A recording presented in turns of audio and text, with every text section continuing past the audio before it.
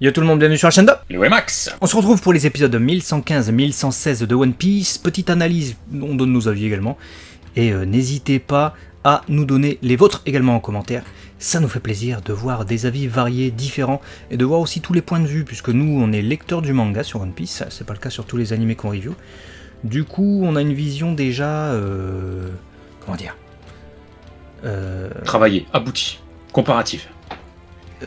C'est pas du tout le terme que je cherche, mais on va faire avec.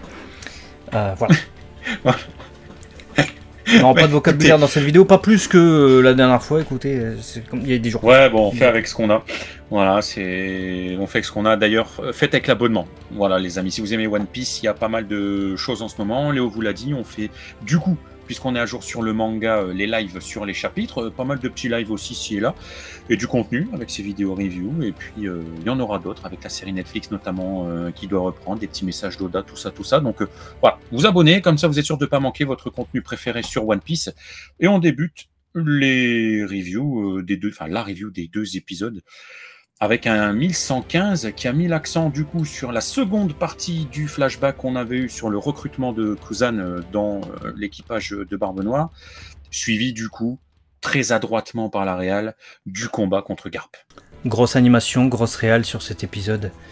C'était très propre. Ça, franchement, ça fait plaisir. C'est d'abord l'axe qu'on va prendre puisqu'on l'a lu en manga, hein, donc vous en doutez.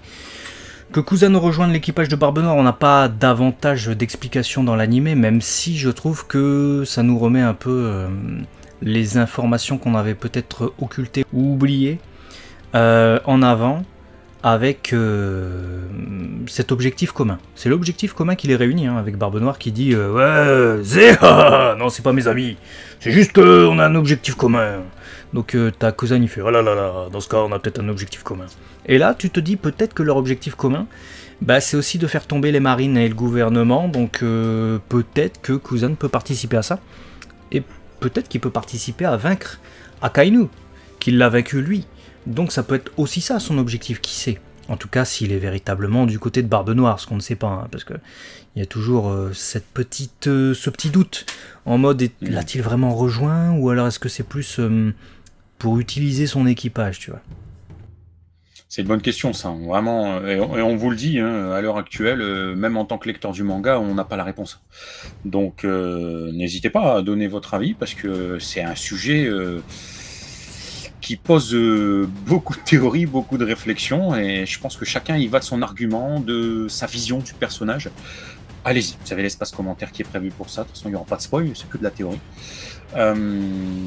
Par contre, on revient quand même sur un détail important avant de partir sur le dur du combat et de l'animation. Il y a un moment donné, dans le flashback, il y a Barbe Noire qui évoque qui a le dernier rod poneglyph, et on parle de ce fameux gars qui, si tu t'approches de son bateau, il y a des tourbillons qui s'abattent sur toi et tout, on ne sait pas qui c'est. Shinokizu Otoko, donc l'homme à la cicatrice de feu, en tout cas c'est comme ça qu'il est appelé. Et oui, ça pourrait être quelqu'un du gouvernement mondial ou de la marine, un peu comme nous le dit, c'est qui dit ça, c'est Lafitte. Je sais plus, il y a un gars parmi l'équipage de Barbe Noire qui dit, ou Shiryu peut-être, je crois que c'est Shiryu, qui dit que ça m'étonnerait pas que ce soit un gars de la marine parce que ça permettrait un équilibre. L'équilibre, on en parle beaucoup dans nos lives. Faut savoir que si on donne tout le pouvoir aux pirates, et si tous les pirates ont la capacité de faire ce qu'ils veulent, et notamment trouver tous les héros de poneglyph, il devrait déjà y avoir un roi des pirates, potentiellement. Tu vois, sauf s'il y a un truc qui fait qu'il faut être dans un timing bien particulier, arriver au bon endroit, que les mers soient disposées correctement pour pouvoir atteindre le trésor et être du coup seigneur des pirates ayant obtenu ce One Piece. À moins qu'il y ait ça, bah il y a un pirate qui peut récolter facilement tous les enfin facilement peut-être pas, mais qui peut récolter tous les rods de poneglyph en théorie. Si jamais il n'y a pas un marine ou un gars du gouvernement mondial qui a la main sur le dernier. Donc la théorie de Shiryu, elle est pas bête, hein, finalement. Oui, elle est plus qu'intelligente, puisque d'ailleurs c'est pas la première fois que ce genre de sous-entendu est fait, et puis ce serait logique que pour le gouvernement mondial, pour la marine, ça apporte quand même un côté un peu plus paisible au quotidien. Et ouais, allez, amusez-vous, allez chercher les 3 rods poneglyph, ouais, bon, vas-y, faites mumuse, on va surveiller quand même que vous fassiez pas trop de frasques ci et là. Mais de toute façon, vous n'aurez pas le 4e, c'est nous qui l'avons. Donc allez, dégage. C'est quand même, tu vois, c'est une force. Il te suffit d'un truc et tu déséquilibres totalement, comme tu disais, la force des pirates de pouvoir régner en tant que seigneur des pirates. Donc, je trouverais ça un bon move de la part du Ce serait une sécurité, effectivement, à avoir pour le gouvernement mondial. Ensuite, on poursuit le combat. J'ai bien aimé, encore une fois, l'animation et la réal de ce combat. Pas mal d'ajouts hein, par rapport au manga, ou en tout cas déjà une mise en scène bien différente. Mais qui fait plaisir, parce que c'est un combat relativement court, finalement, hein, si on tient compte du nombre de chapitres sur lequel il est réparti. Donc c'est bien. Malgré tout, on est quand même interrompu dans ce combat, quoi. On est interrompu en plein milieu. Et on n'aura pas la suite tout de suite, puisque vous avez vu ce qui se passe ensuite dans le 1116. Donc on reste quand même pas sur notre fin, mais en suspens. Ils savent jouer avec nos nerfs, quoi, parce que nous qui sommes lecteurs, on a assouvi cette impatience. Mais si vous êtes animé au nid, j'imagine dans votre tête, ça doit être long, en mode « Mais non, mais qu'est-ce qui va se passer? C'est incroyable ce combat, Garp en action, à la ruche. » Et au moment où tu sais pas s'il va lui décoller sa meilleure choumette, bim, autre dinguerie. Parce que, bon, on a évoqué la dinguerie d'un homme à barbe, certes, mais il y a un autre homme à barbe qui a fait une dinguerie, c'est que il a mis à mal notre cher chirurgien. Alors, pas chirurgien esthétique, mais il en aurait peut-être besoin. Équipage pétouse, et on a Barbe Noire qui tape sa meilleure barre. On se demandait où il était, bah voilà. Et il a mis KO l'eau, donc après avoir vu Kid se faire ratatiner dans la flotte par Shanks, on a Barbe Noire qui a ratatiné dans la flotte notre cher Trafalgar Law. Mais c'est ça, 2 équipages disloqués, 2 navires totalement détruits, donc la fin de l'aventure pour l'équipage du cœur, donc Hato Kaizokudan, donc l'équipage de Law et l'équipage de Kid, les deux ont coulé. La situation des 2 équipages est pour le moment inconnue. Donc on sait juste que Law a été secouru par Beppo. Normalement Law du coup est toujours en vie, hein, même si son second tente quand même de le noyer. Je sais pas si vous avez vu la fin de l'épisode. Que nager sous l'eau c'est bien, peut-être que en tant que course polaire il peut, mais je suis pas sûr que Law il puisse respirer longtemps sous l'eau. Sauf s'il s'est fait une room comme ça avec de l'oxygène. Mais ouais, c'est triste, hein. Les 2 alliés finalement de Luffy, les 2 victorieux de Big Mom, plouf, dans l'eau finito. Ouais, comme quoi c'était bien la peine de faire le malin contre Big Mom, ce qui les attendait juste après était encore plus dangereux. Et c'est d'autant plus ouf que l'atout que Beppo avait eu par Chopper est utilisé non pas à des fins de mener un vrai combat digne et tout. Il est vraiment juste là pour sauver son capitaine, quoi. Donc on a un nounours violent qui tente tant bien que mal de récupérer le corps de son maître et puis partir faire Léon Marchand dans la mer. Mais il a assuré, hein. Franchement Beppo il a assuré. Beppo MVP de cet épisode, hein, limite, hein. C'est même pas limite, hein. Parce que franchement ce court moment où il mange ce qui semble être une Rumble Ball le met dans un état... Oh là là, il est redoutable, quoi. Je veux dire, il n'y a personne qui a rien pu faire contre lui. Barbe Noire, bim, allez, dégage. Ensuite, Van Augur, les autres, allez, qu'est-ce que vous allez faire? Non, c'était un bon Beppo qui a secouru et qui a joué son rôle de bras droit avec force et honneur, j'ai trouvé. Il est remonté dans mon estime, l'ours espiègle. L'ours espiègle, effectivement. Et puis après, on enchaîne avec le 1116 qui met littéralement l'accent sur Baggy. Alors, outre le fait qu'il se fasse frapper de part en part par Croco et Mihawk dans l'ombre, on arrive très vite dans cet épisode sur des questions en lien avec les objectifs à mettre en place avec la Cross Guild pour Croco, pour Mihawk, voilà, ce qu'ils avaient en tête. Et puis Baggy, comme à son habitude, va mobiliser ses troupes en mode ouais, on va aller chercher le One Piece, ouais, on va rêver comme avant et tout. Et les 2 autres ils font putain. Il porte ses couilles dans cet épisode Baggy, parce que ce qu'il fait c'est un truc de malade. On s'attendait pas à ça, parce que c'est vrai que la toute première partie de cet épisode, donc après le passage des marines dont on va vous parler après, Baggy sert de punching ball, donc en fait tu te dis bon, Baggy c'est son quotidien et on comprend bien même avec la réaction de son équipage premier on va dire, plus Alvida, que c'est son habitude de se faire taper par Crocodile et Mihawk et que même s'il fait genre et que c'est un peu la figure de proue, en arrière-plan c'est pas lui qui décide et il se fait battre et mettre à mal. Malgré tout il porte ses couilles, parce qu'il n'y a pas d'autre mot. Clairement, il prend un Dendenmushi, il parle à tous ses serviteurs, ses larbins, ceux qui le suivent partout, ses followers attitrés. Hein. Alors followers dans un sens encore moins noble, évidemment, que les vrais, les bons followers qu'on a sur les réseaux sociaux et les plateformes, évidemment. C'est les gens qui le suivent, mais aveuglément, là, pour le coup, hein, dans One Piece. Et il leur dit, ouais les gars, putain votre rêve, vous l'avez pas oublié quand même, pourquoi on a pris la mer, on est des pirates, c'est pourquoi à votre avis et tout. Et il les motive à aller chercher le One Piece. Et effectivement, l'avoir joué comme ça fait que comme il est cette figure de proue et qu'il est en avant, non seulement déjà sur le bateau, c'est vraiment la proue pour le coup, mais en plus de ça, au sein de la Cross Guild, c'est lui que l'ensemble des pirates de cette Cross Guild vont suivre. Donc Croco et Mihawk, bah là ils peuvent rien faire en fait. Ils sont en mode merde, il nous a désarçonné cet enfoiré. On va faire quoi? Donc deux solutions, parce qu'on n'a pas la réponse à l'issue de ça. Soit c'est déjà la dissolution de la Cross Guild, parce que bah c'est tout à fait possible dans une société si je veux dire les gérants ils s'entendent pas entre eux. Normalement les géants qui sont pas d'accord ils vont pas faire ouais d'accord on te suit aveuglément, y a pas de souci. Tiens, il peut y avoir une distension et il peut y avoir des affrontements. Ou alors, ils vont utiliser Baggy, ils vont utiliser peut-être son annonce pour faire quelque chose. Je le vois un peu comme ça. Pas impossible. Dites-nous ce que vous en pensez, vous, dans les commentaires. Quel sera l'avenir de la Cross Guild et l'avenir de Baggy pour vous? Ce serait intéressant de voir ça. En tout cas, ce qui a été intéressant aussi de voir, c'est la motivation et la force, la hargne avec laquelle il porte ses coronets, hein, pour reprendre ton expression, est aussi liée à un passé commun avec Shanks, puisqu'on a ce flashback où Shanks devait suivre les pas de Gone Roger. Il aurait été choisi pour le succéder. Mais bon, Shanks, on le voit plus jeune, il fait « Ouais, non, j'ai pas envie pour l'instant, j'ai pas envie d'aller à Loftel non plus, m'intéresse pas. » Et Baggy le prend mal.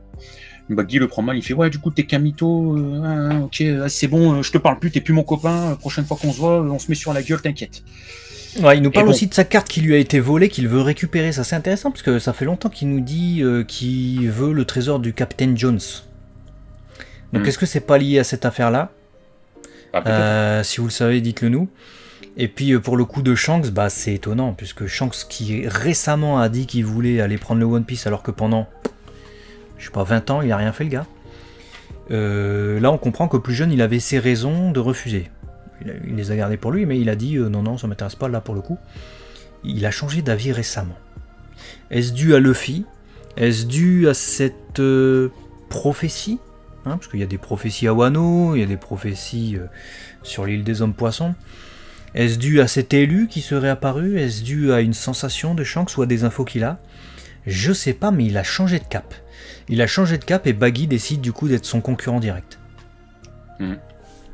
Ah, ou alors est-ce dû à Baggy en fait? C'est-à-dire qu'on croit que c'est tout ce que tu viens de citer, hein, pour Shanks, le fait qu'il se soit mis en route. Mais est-ce que le fait que les nouveaux Yonko définissent Shanks, Barbe Noire, Baggy et Luffy lui fait dire ouais non, faut pas que Baggy il fasse ce qu'on s'est dit dans le passé que nous ne connaissons pas. Je sais pas, hein, je sais rien. Donc bon, je vais me mettre en route pour le suivre aussi lui, parce que il est en train de mettre en exécution ce qu'il m'avait dit quand on était jeune. Je sais pas, c'est mystérieux hein, finalement, hein, puisque ça a l'air d'être suffisamment important pour Baggy pour le motiver à faire ce qu'il a fait dans cet épisode. Donc c'est intéressant en tout cas. La course au One Piece va être plus intéressant que simplement suivre Luffy faire ce qu'il a à faire en tant que héros de l'œuvre. Voilà, ça gravite avec les 4 éléments principaux, c'est bien. Donc ça c'était pour la première partie du 1116. Et ensuite... Bah, attends, t'as oublié une grosse information dans cette première partie. C'est qu'il n'y a pas que les pirates qui peuvent tuer des marines. Il y a aussi les civils. Et ça, on l'apprend avec la toute première partie où t'as Sengoku et Otsuru qui découvrent que T-Bones a été tué. Scène rajoutée du coup pour l'animé où on apprenait du coup simplement dans le journal avec Sengoku là qui le lisait que T-Bones avait été tué dans le manga. Dans l'animé, on voit carrément la scène se produire. Donc on voit le gars approcher par derrière et tuer T-Bones qui aidait un civil. Donc ça, c'est un petit rajout basé évidemment hein, sur quelque chose qui existait en manga, cette information. Et du coup, tout le monde réagit à ça. Hina est là aussi, mais pour leur apprendre ce qui se passe à la ruche avec Garp, qui a pris d'assaut la ruche avec le sword. Et du coup, Otsuru apprend que sa petite fille Kujaku est aussi sur place. Et ils sont un peu en PLS, et il y a de quoi. Hein, parce que c'est vrai qu'attaquer la ruche, faut vraiment être un sacré fada. Mais de l'autre côté, avoir des civils qui peuvent tuer aussi les marines fait que les marines sont pris en sandwich. Hein. Parce qu'il n'y a pas que les pirates qui sont des menaces. La population civile à laquelle ils viennent en aide, peuvent aussi leur planter des couteaux dans le dos. Et ça, on l'avait pas vu venir, et c'est un truc de dingue, en fait, quand ils pensent. Bah, c'est cette conséquence-là qui est le pire, en fait, parce que tu vois, une secte comme la Cross Guild qui s'unit contre les pirates, à l'instar de ce que fait la marine contre la marine, et ce que fait la marine contre les pirates. Bon. Mais c'est effectivement les conséquences psychologiques que ça peut avoir sur les marines et leur envie de ne plus oser protéger et ou s'investir corps et âme pour les citoyens. Parce que, comme tu dis, ils peuvent se faire trahir par n'importe qui, par le premier venu. Et donc ça peut ne plus donner envie à des gens engagés de continuer à défendre la veuve et l'orphelin, quoi. Ça fait penser à certaines choses qu'on a eues dans MHA. Donc tu inverses le processus en fait, et il y en a qui vont se dire ok, si c'est pour me faire traiter comme ça, c'est bon, vas-y, je vais aller vendre des chaussures, je vais arrêter. Ah oui.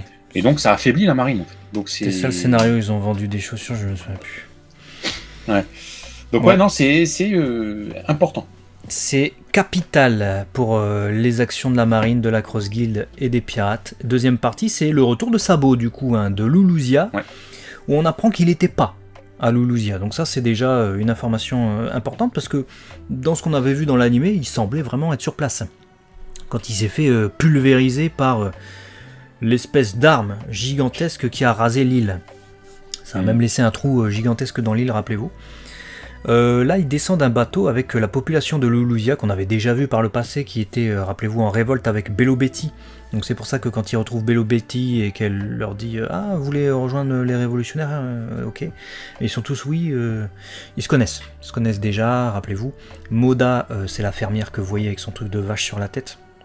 Enfin, son motif de vache, elle n'a pas un truc de vache, heureusement, elle n'a pas enlevé un truc d'une vache. C'est la fille qui avait, dans les mini-aventures du manga, sauvé Ace, 2 ans auparavant, je crois. Ensuite, on l'avait retrouvée véritablement dans le scénario principal, justement parmi la population qui avait été sauvée par Bello Betty. Donc c'est pour ça qu'elle est plus sur le devant, parce qu'elle a un nom, contrairement aux autres qui sont des randoms. Et on découvre à cette occasion également les espèces de lieutenants. Alors je sais plus comment ils sont... je sais plus c'est quoi leur grade. Mais en gros, on a des officiers sous les différents points cardinaux des révolutionnaires. Donc on a Bello Betty par exemple, qui a sous ses ordres Ahiru, que l'on voit là, qui est la fille qui fait les bruitages elle-même. Ça m'a tué ça. C'est-à-dire que autant l'espèce de girafe vache dégueulasse là, bon lui il me faisait pas trop rigoler, même avec ses tics de parole, ses tics de langage. Mais alors Ahiru qui fait Chimpi, elle fait le bruitage elle-même de ses trucs, je me suis dit mais c'est vraiment tous des cassos. Elle était déjà apparue en fait dans One Piece Ahiru, mais avec des couleurs différentes.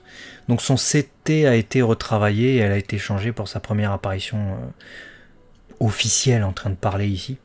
Et c'est évidemment les grosses retrouvailles avec Sabo pour tout le monde.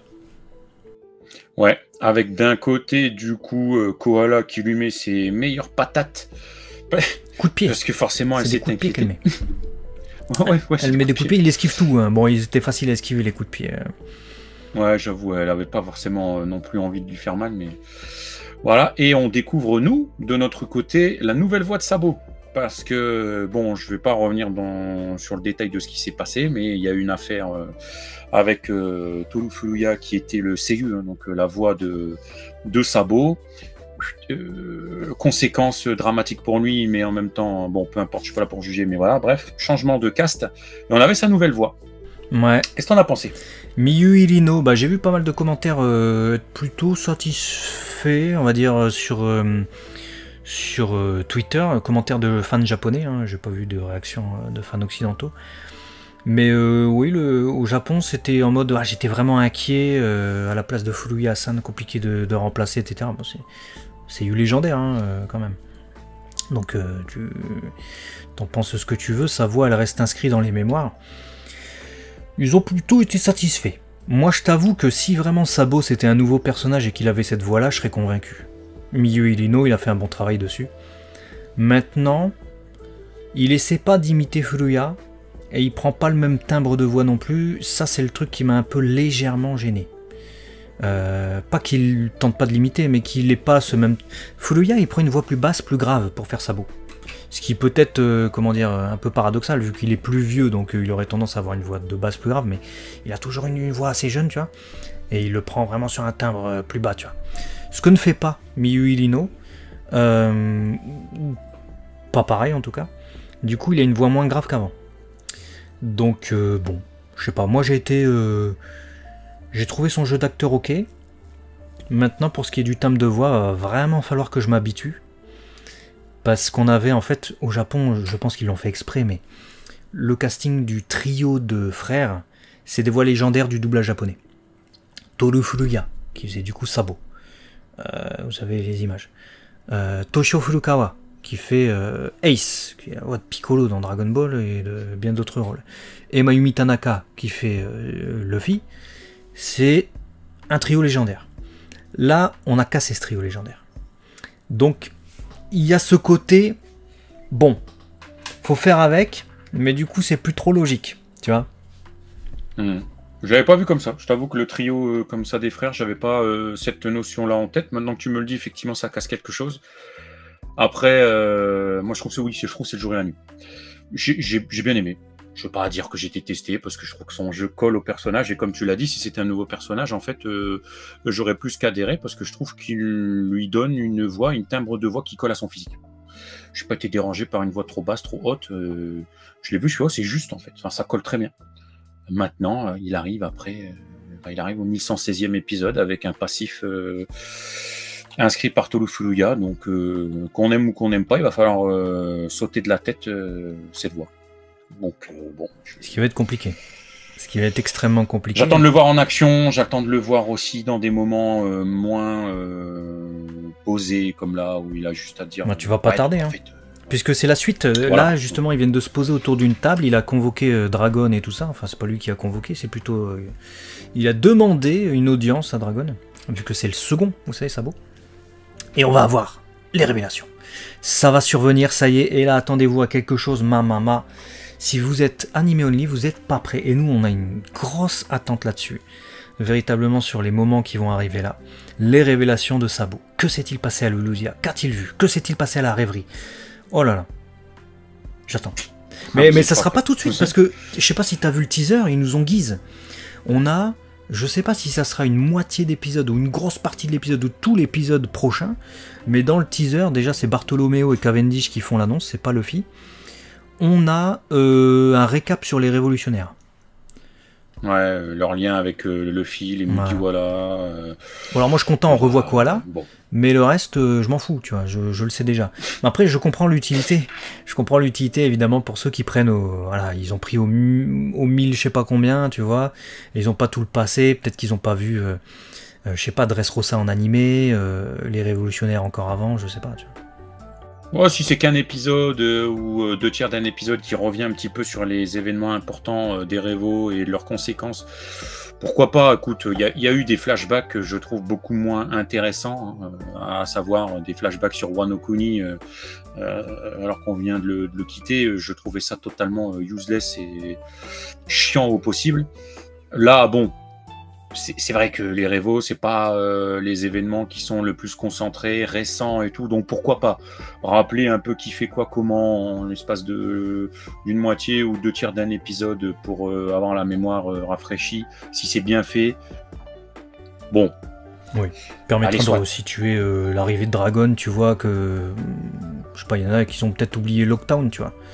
C'était il y a 25 ans, donc voilà, ça se comprendrait. Est-ce que t'as tout dit sur l'épisode ? Ouais, j'ai tout dit. Bah écoutez, est-ce que vous avez tout dit ? Vous, dites-nous dans les commentaires. Nous, on a fait le tour, on a une grosse attente pour la suite des révélations de Sabo. On verra du coup la semaine prochaine si c'est un épisode entier ou pas, ou si on se fait banane. A très vite en tout cas sur la chaîne 2.